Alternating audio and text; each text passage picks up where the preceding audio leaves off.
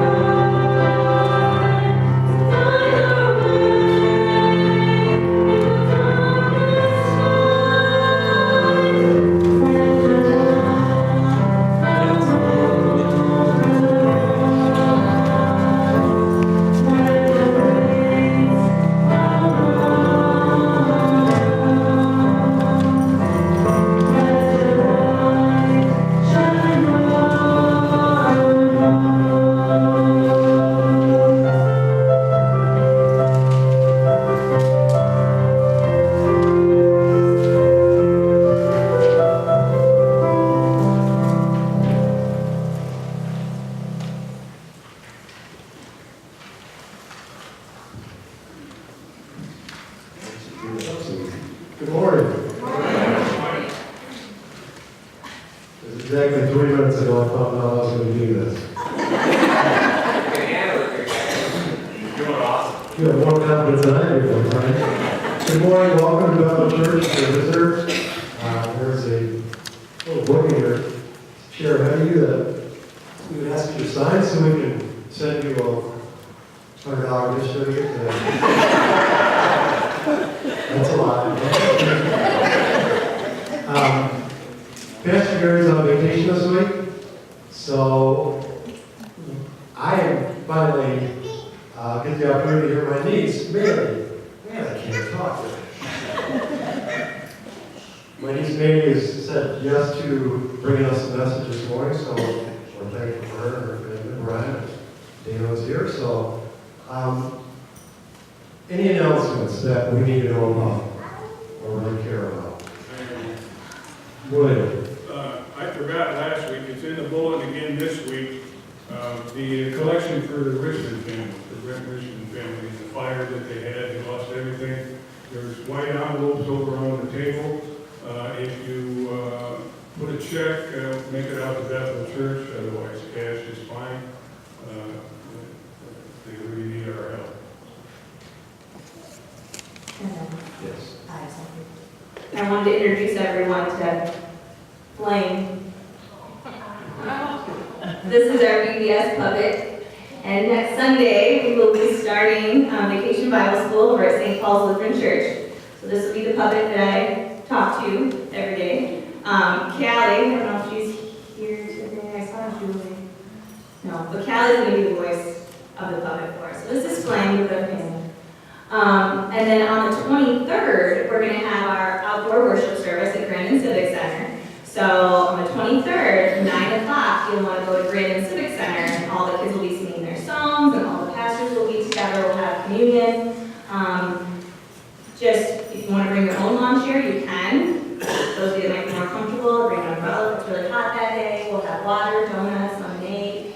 But I did talk to Pastor Gary, and he said he is going to have another worship service here at 11 that Sunday. For those of you that's really muggy, it's too hot, and you don't really feel like going outside. So there will be an 11 o'clock service on the 23rd as well. But I hope you can come to the outdoor one, because it'll be fun. This Wednesday, for those of you who are volunteering to help, we have a training, a VBS training at St. Paul's at 6 o'clock, and there will be ice cream treats. Try to get you to come. So hopefully you'll be able to come, have a tour of the church, kind of see what the layout is. For those of you in the kitchen, kind of check out the kitchen. We'll go over just the week and kind of expectations. So there are still Post-its over there on the bulletin board.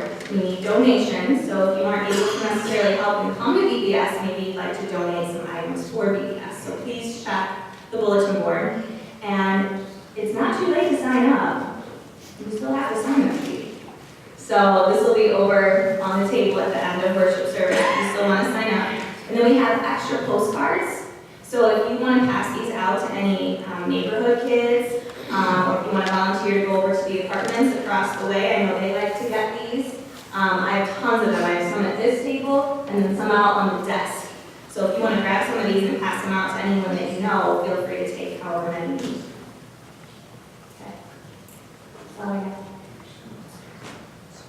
Last year, I'll get to you in a second. Last year, I had the opportunity to do the sound for Bible school. And prior to that, I probably was years ago when my kids were little in Bible school. If you haven't seen it, you should stop one of those evenings, check that out.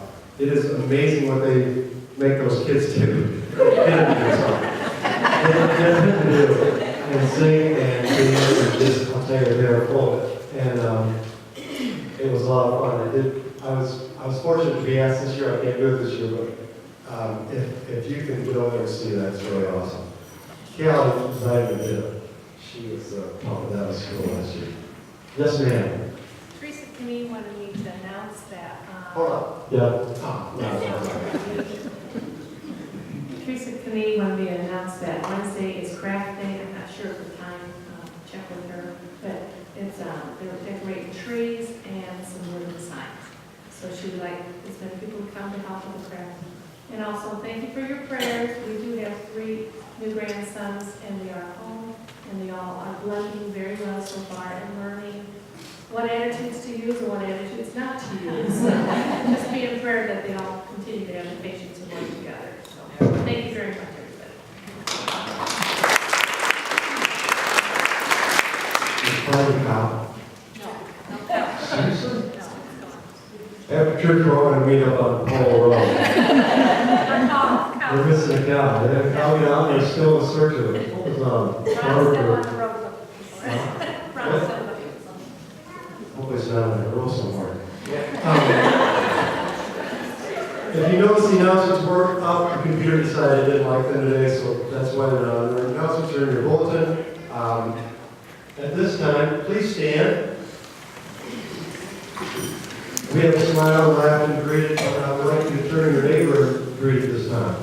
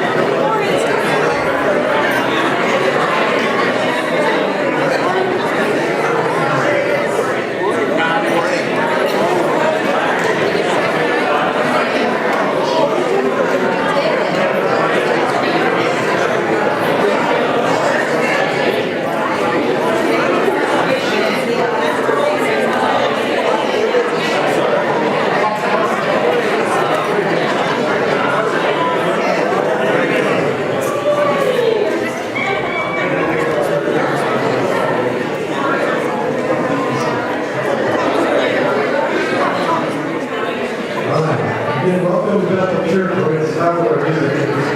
If you're looking at your bulletin, you are going to see this thing is going to be really messed up. There's going to be a few things that are not going to happen this morning. Please bear with us.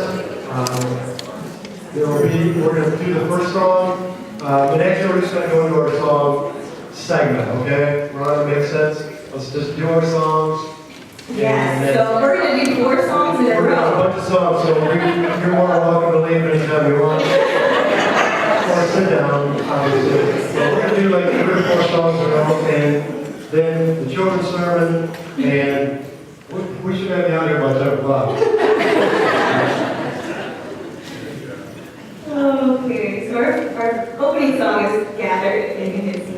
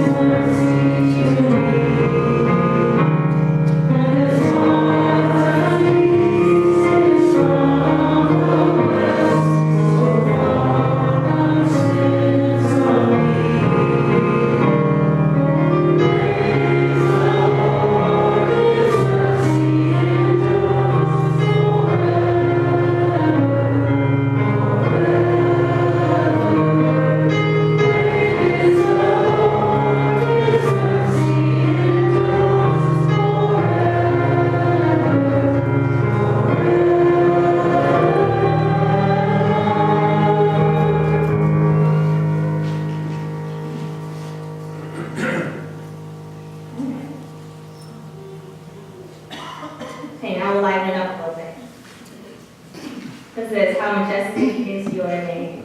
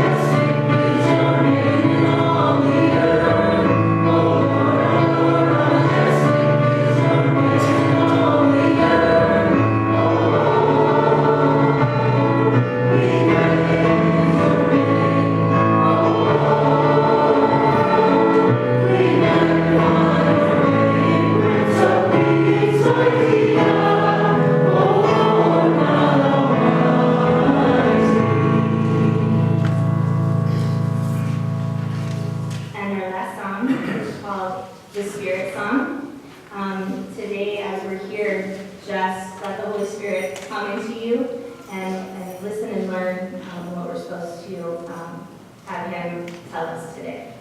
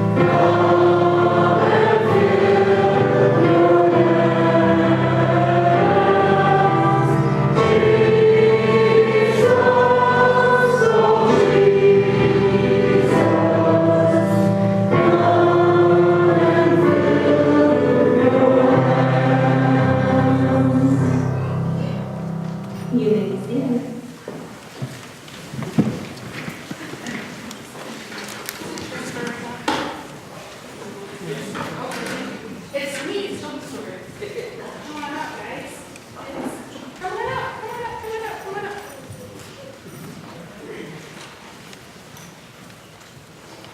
I think they could brush it aside.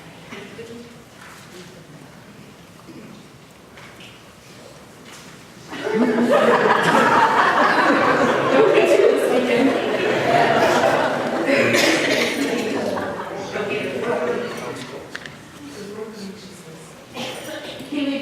I'm going to do you, come here, sir. I'm going to do you all a favor and pop a favor. And they're going to be asked a whole bunch of times what happened. So we're just going to get a bullet right now. Just get it done with, and so you can just tell everybody, and then we have to ask any more questions. Let's just do that real quick, right? So Kaylee told me this morning that I said she had a new bracelet on. See this bracelet? And I said, Kaylee, where did you get your lovely bracelet? And you told me where. Where did you get this bracelet? The hospital. She got this lovely bracelet at the hospital because they give you jewelry when you break your arm. Right? Is that what happens? And Kaylee B had a little run-in with a pony, right? And the saddle wasn't on too tight. And the saddle went bloop. And Kaylee B went bloop, right? And you fell. We got an owie on the arm. And the hospital was so nice that they gave you a beautiful bracelet, didn't they? Is that what happened? Is that pretty much what happened? So now nobody will have to ask any more questions, right, everybody? Because you know the story of what happened to Kaylee B and how she got this beautiful bracelet. Right? High five, girlfriend. I love you. Okay. I need a volunteer. You don't even know what you're going to do yet. What if I said give me 100 push-ups? Okay, I do need a volunteer though. I need one volunteer. You're not going to do 100 push-ups. What's your name? McKenna. Come here, McKenna. If you guys want it down there, want to come this way, you can. We're going to circle around McKenna real quick, and then we'll scoot back out so you can see. You can come stand around McKenna. Come this way. Come on. Come on. And if you can see, you can stay here. If you can't see, I want you to come in. Okay. McKenna, you're going to stand right here, sweetheart. And I would like for you to take this tube of toothpaste and squeeze it out onto that as much as you can. Squeeze, squeeze, squeeze. I have a towel, don't worry. I saw you looking. Don't even know my Okay, got it? Okay, so you got it all out. You did pretty good. You're pretty strong. Okay, now put it back. Go ahead, you can do it. Can you do it? You can't do it? You can't put that toothpaste back in the tube? Why? It's out, isn't it? I know. What if we say we're sorry? If you get a word, we say we're sorry. Let's try it. Let's try it. Ready? Sorry, toothpaste. Let's try it now. Is it gonna work? It didn't work. What if we all said we're sorry? You think that would work if like more people say they're sorry? Should we try it? Okay, let's try. Everybody on the count of 3. Sorry, toothpaste. Ready? 1, 2, 3. Sorry, toothpaste. Let's see if it does that. Still didn't work. What if we told it you really didn't mean to hurt its feelings? Let's see. Let's see if we can explain what we were trying to do. We're sorry, toothpaste. We didn't mean to hurt your feelings. Will you please go back in the tube? We're really sorry. I don't think it's going to work, is it? Oh, man. Thank you. Thank you, McKenna. Do you know what this toothpaste is like? Do you know this toothpaste is kind of like our words, isn't it? Sometimes bad words and hurtful words, isn't it? Sometimes words come out of our mouth that we don't really mean. And then we're thinking, oh, we didn't really mean that. We're sorry. But no matter what, we can't put those words back in, can we? It's already out, like the toothpaste. So before we squeeze the toothpaste, before we say our words, we really, really have to think that we don't want to hurt anybody's heart, do we? We don't want to make anybody cry. We don't want to ooze toothpaste, do we? Make a mess. We really have to think about what we say with our words. We don't want to hurt anybody's heart, right? So next time we talk to our friends and we get an argument, let's remember, don't be toothpaste. Let's take a breath. And then before we say our words, right? Okay, let's pray. Do you hold hands here? Do we not hold hands? It's okay, we can hold hands. Let's hold hands and pray. Heavenly Father, we thank you so very much for all these little faces, Lord. We cherish them. They're such great, amazing gifts. We thank you for them. We thank you for the life that they live. We thank you for allowing us to enjoy this life with them, Lord. Lord, we ask that sometimes we say words that we don't mean, and we ask that you put the cap over our mouth of toothpaste before they fall out and they hurt somebody, Lord. Lord, we don't want to hurt hearts. We don't want to hurt feelings. We thank you, Lord, for helping us learn every day how to make people feel better. In your loving name we pray. Amen. Okay, thanks, guys.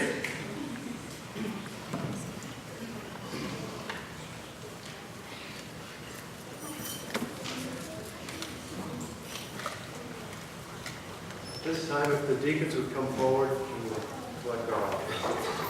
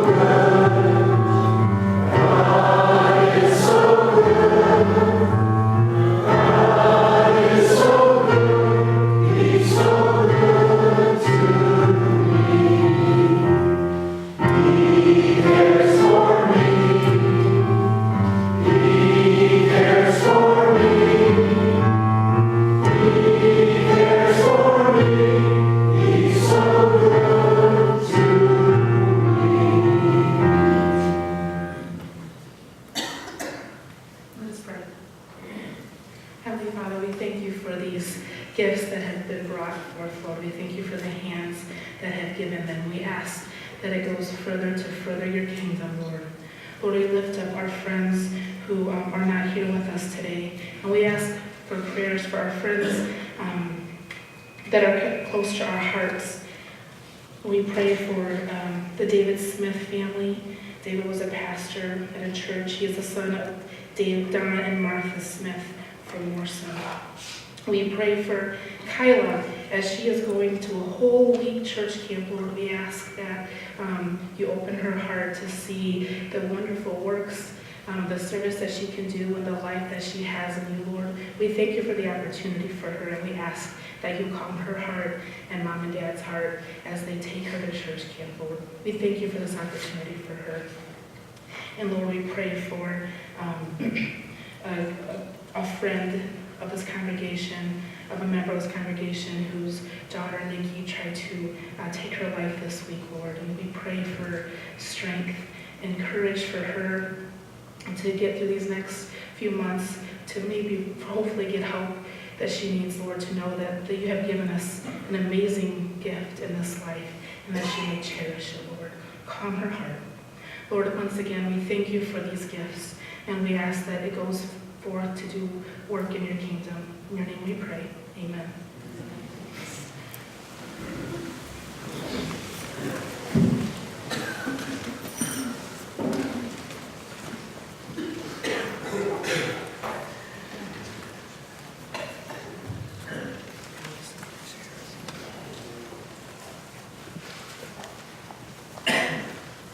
Shall we pray?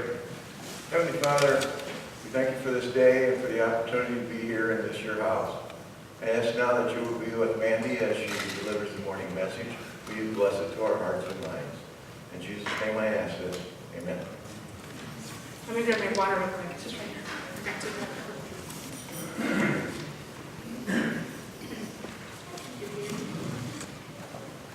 Good morning. Does Gary go from up here or down there? Does it matter? He wandered. Okay, good. So it doesn't matter where I go? Uncle Mark, you called me, you texted me like over a month ago to see if I would come. You would think he would get the rest of his ducks in a row.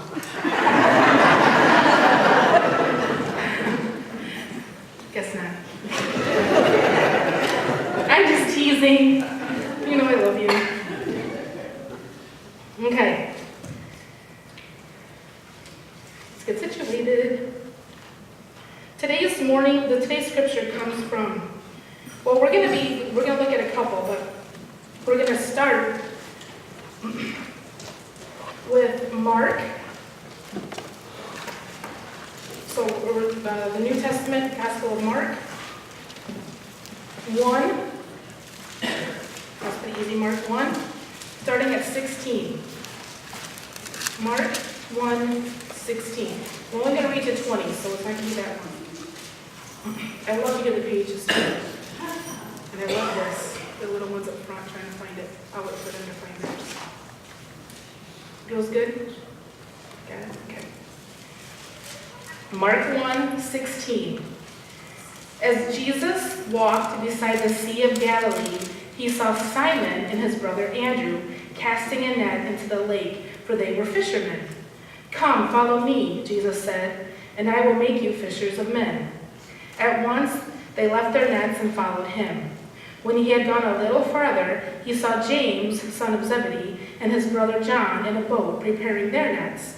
Without delay he called them, and they left their father Zebedee in the boat with their hired men and followed him. Okay, bookmark it because we're going to come back to that. Now, I'm not a fisherman. I'm not. My idea of a tackle box is a 31 tote with books and snacks and water and suntan lotion. I'm not a fisherman. I vividly remember, Mark-Lisa, when we were in high school, the Mark and Lisa's boys and Casey and I, we went on vacation, we'd go on vacation together every year. And I vividly remember sitting in the front of the boat, oiled up, because that was the most important thing about vacation, was getting a tan. So I'd be oiled up, reading my book, and I vividly remember my Uncle Mark stepping over me with his fishing pole, because heaven forbid I lose the prime spot of tanning. But I did not fish. I don't fish. So this verse lost. I shouldn't say don't fish. I have held a pole. I'm not a fisherman. So this scripture kind of was lost in meaning to me for quite a while, until I really studied it a little harder. And then it opened up a whole new look at it. I looked at totally differently. And that's what we're going to do today, is that we're going to look at this verse and see what it tells us as we become fishers of men. Okay? So the first thing we're going to look at is we're going to look at that little quote there. It says, "Come, follow me," Jesus said, and I will make you fishers of men. So first, come, follow me. That's pretty self-explanatory, isn't it? It's a command. Come, follow me. If Jesus tells me to follow him, I'm going to do it. But I'm going to shed a little bit more light on there. When you translate this back to original writings, if you translate, it actually translates to your place is following me. Okay? Now let's look at where these 4 men were when they were called to. Simon and Andrew were Simon and his brother. So brothers were working, okay? And then there was James and John were with their father Zebedee, and they were also working, okay? So they were working with family. This is what they knew, okay? This is where they thought they were meant to be. And Jesus calls out, this is not your place. Your place is following me. This is what you know, but I'm telling you that your place is following me. And what does it say they do? Does it say they hem and hawed? Did they hem and haw about it and question him? In 18, at once they left their nets and followed him. At once. Jesus is asking them to leave everything they know, everybody they know, and follow him. And without delay, at once, they left. The James and John left their father with the hired men and followed him. That brings a whole other emotional side to it, doesn't it? Besides just follow me. That if we look at it like that, it's a whole other emotional side. So first we have the command, follow me. And then we have, what comes after he says, follow me, and I will make you fishers of men. It's a promise. I will make you fishers of men. We want to take note of where Jesus was walking at this time. He was walking where? Beside the Sea of Galilee. It's very, very clear. There's no question. He was walking, it says it. Jesus was walked beside the Sea of Galilee. Now, it does not say walking beside a temple, does it? Or walking beside a synagogue, or walking beside a place of higher education. He was walking beside the sea. Now, the sea was where the fishermen were, and it's equivalent to today of walking beside a cornfield where or farmers are working, or walking by a construction site where people are working, or walking past a manufacturing plant where people are working. What that means is that Jesus wasn't calling the elite. He was calling everyday people like you and me, wasn't he? Everyday people. He wasn't calling somebody some prestigious name at that time. He was calling everyday people like you and like me. He was not bound to who or what they were. Instead, he looked beyond that to who and what they were going to become. See, friends, God molds his children to do the job he calls them to do. Because we say we can't, because we're saying we're not capable, he molds us to do the job he is calling us to do. Is he not? So the job he is calling you to do, maybe you don't feel ready and prepared today, but he is not looking at you today. He is looking at you, what you are going to be, what he's preparing you to be in the future. Okay, so we had the command, follow me. We had the promise, I will make you fishers of men. And then number 3, we have the process. How do we become fishers of men? How do we influence others to Christ? That's where we get stuck sometimes, isn't it? We understand, okay, I know as a Christian, my job as a Christian is to show other people to Christ. But sometimes we get stuck in that rut of how do I do that? So we're going to look at 3 ways here. Now, these are not the only 3 ways, okay? I don't want to make you feel like, oh, I can't do it this way, because these are not the only 3 ways. These are just 3 ways that we're going to look at today. Excuse me. And so The first way we can influence others to Christ is by our attitude. Now I have a few scriptures we're going to flip to. If you choose to, you can. Otherwise, you don't need to. I'll read them anyway. So the first one we're going to look at is 1 Peter 3:15. 1 Peter 3:15. And this one we're going to look at twice, so you might want to put a bookmark in it because it's easier to find. 1 Peter, so go back towards the back of where you were. 1 Peter is towards the back of Mark. 1 Peter 3, starting at 15. But in your hearts, set apart Christ as Lord. Always be prepared to give an answer to everyone who asks you to give the reason for the hope that you have. But do this with gentleness and respect. What this is telling us is that we, as Christians, should wear an attitude of hope and joy, so that light is shining through us, so people are attracted to us, leaving that door open for them to ask us where that hope and joy is coming from. So we can then explain to them where it is coming from. Our hope lies in the Lord, does it not? Our joy comes from the Lord. So when we have that light shining through us, they're drawn to us.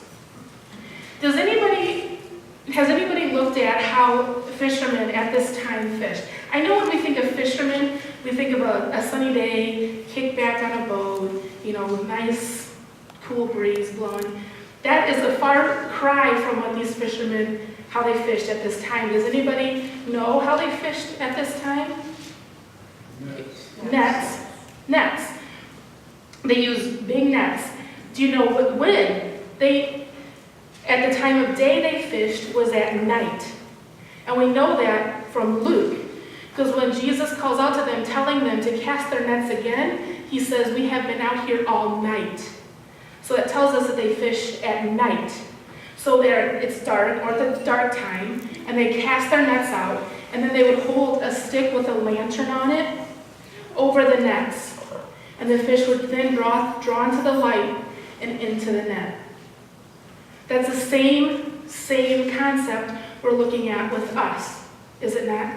That the people are drawn to the light, so that leaves that door open for us to influence and win hearts for Christ. The second way we can influence others to Christ is by our actions. We're going to look at Matthew 5:16. Matthew 5:16.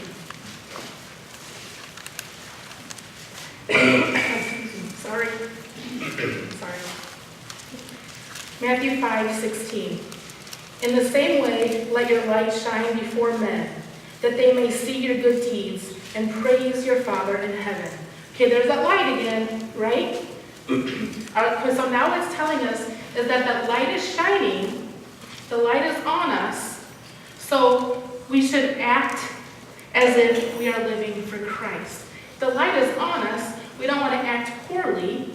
The light is on us, we need to act as if we're living for Christ. There was a columnist, Cal Thomas, and he wrote, and I quote, Christians need to get back to what they were known for, the basics, good neighbors, and serving the world in order to get a hearing of the gospel. That cut a little deep when I read that, because he is grouping us all Christians, that nobody's doing that, no Christian is doing that. He's grouping us all together, saying that no Christian is being a good neighbor and serving the world. And I wondered about that, like, why? I feel like I do. I feel like I love my neighbor. Why is he grouping us all together? Because because of media, that light is shining on those that are not doing the work of Christ. They stand